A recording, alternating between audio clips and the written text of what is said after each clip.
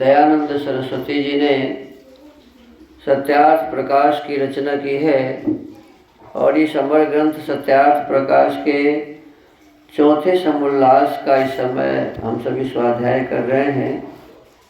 पिछले दिनों बताया गया था कि जब तक गुरुकुल में रहें तब तक माता पिता के समान अध्यापकों को समझें। अब देखो, यही अव्यवस्थाएं चल रही हैं गुरुकुलों में या विद्यालयों में।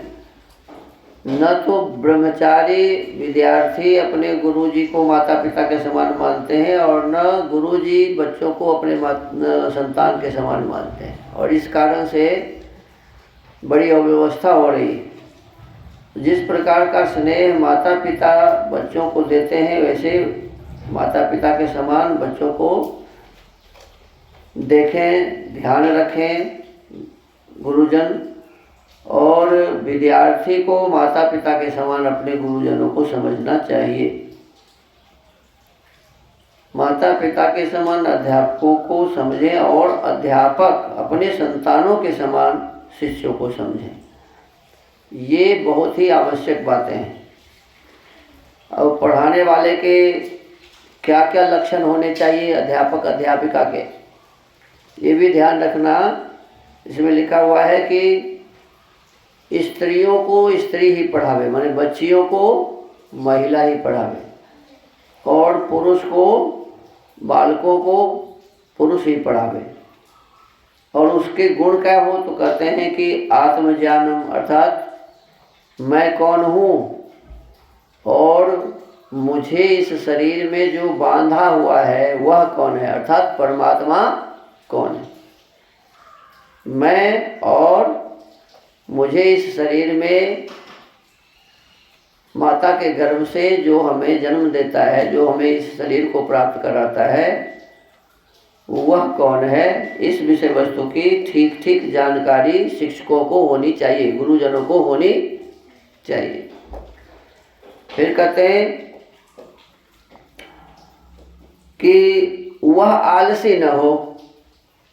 पढ़ाने वाले जो गुरुजन हैं वो आलसी न हो, अध्यापक अध्यापिका निकम्मा न हो, और चाहे सुख हो चाहे दुख हो, चाहे हानि हो जाए चाहे लाभ मिले, मान कोई दे चाहे अपमान करे, कोई निंदा करे चाहे बड़ाई करे, स्तुति करे, इसमें न कभी खुशी हो न कभी दुखी हो। किसी के निंदा आदि करने से न कभी खुशी हो जाए, माने बड़ाई करे तो खुशी नहीं होना चाहिए और निंदा करे तो दुखी नहीं होना चाहिए। लाभ हो तो खुशी नहीं होना चाहिए और हानि हो जाए तो दुखी नहीं होना चाहिए। ऐसे उच्च कोटि के आदर्शवादी शिक्षक और शिक्षिका होने चाहिए। और फिर कहते हैं कि धर्म ही में नित्य निश्चित रहे, माने ऐसा न हो कि कोई घाटा हो गया, कोई परेशानी हो गई तो धर्म से अलग हो गए, अधर्म का काम करने लगे। अब हमारे पास पैसे की कमी है तो चोरी करने लगे, ऐसा नहीं होना चाहिए। जो शिक्षक हों, जो पढ़ाने वाले हैं, ऐसे अध्यापक अध्यापिकाओं को चाहे कितनी भी कठिनाई हो, धर्म से अलग होके कोई काम नहीं करना चाहिए। कोई कितना भी बड़ा लोभ दे तो उस लोभ में फंसकर गलत काम न करे। धर्म ही में नित्य निश्चित रहे, जिसके मन को उत्तम उत्तम पदार्थ अर्थात विषय संबंधी वस्तु आकर्षण न कर सके। अब देखो, महर्षि दयानंद सरस्वती जी के संबंध में एक बात है कि किसी राजा ने कहा कि ये जो हमारा मंदिर है, इस मंदिर का आपको पुजारी बना देता हूँ और इस मंदिर के अधीन सारे राज्य हैं, तो आप सारे राज्य के अधिकारी बन गए, लेकिन एक शर्त है कि आप मूर्ति पूजा का खंडन मत कीजिए। स्वामी जी ने देर नहीं लगाया और एक ही क्षण में कहा, देखो आपका राज्य कितना बड़ा है, मैं एक बार श्वास बाहर फेंक दूंगा और आपके राज्य से बाहर दूसरे राज्य में जाके श्वास लूंगा, बस इतना ही बड़ा आपका राज्य है। आपके राज्य में मैं दोबारा श्वास भी नहीं लूंगा, लेकिन उस परमपिता परमात्मा के राज्य से बाहर कहाँ जाऊंगा? तो आपका आदेश मानो या परमात्मा का आदेश मानो? परमात्मा ने कहा है न तस्य प्रतिमा अस्ति, ईश्वर की कोई मूर्ति परिमाण नहीं होती है। और जो वेद के विरुद्ध बातें हैं, मुझे आप उसका पूजन करने के लिए करें, मैं ऐसा कभी भी कदापि भी नहीं कर सकता।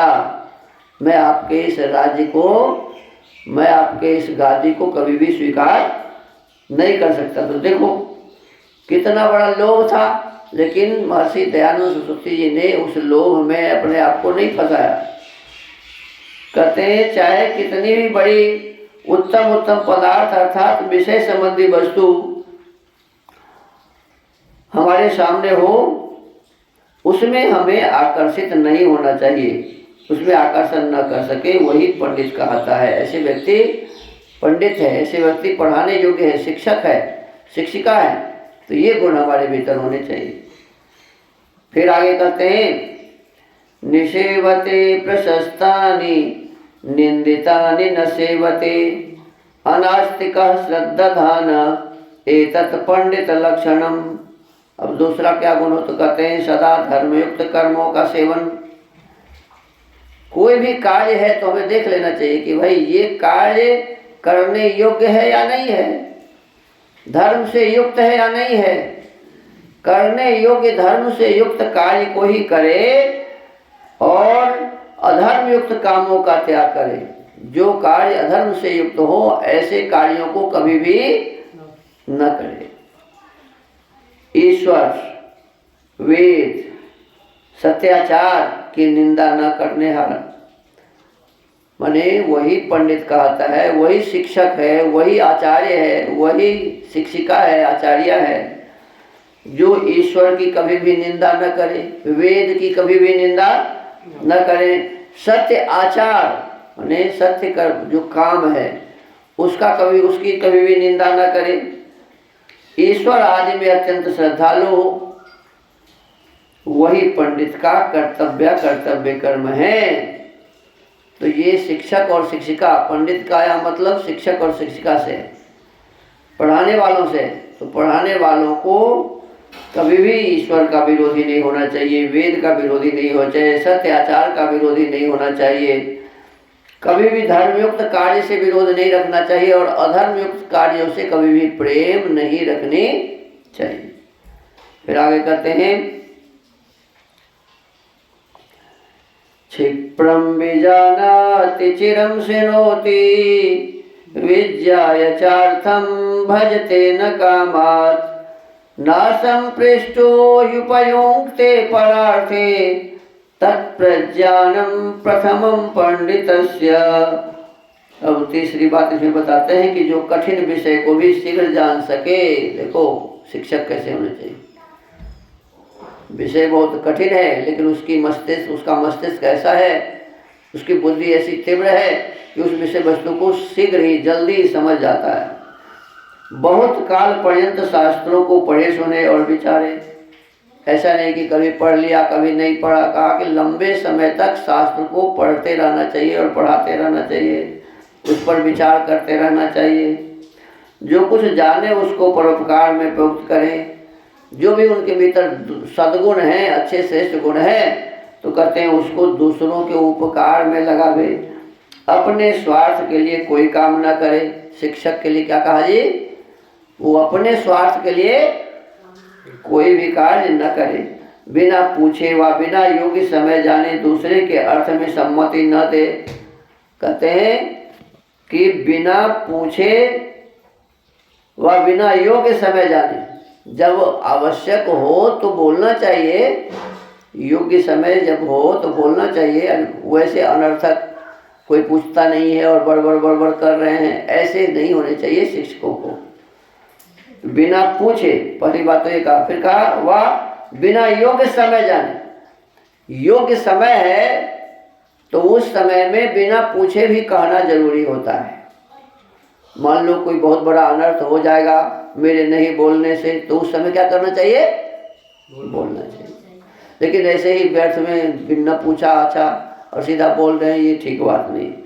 दूसरे के अर्थ में सम्मति न दे, वही प्रथम प्रज्ञान पंडित को होना चाहिए। अब आज के इस सत्यार्थ प्रकाश के स्वाध्याय के क्रम को यही विराम देते हैं। ओम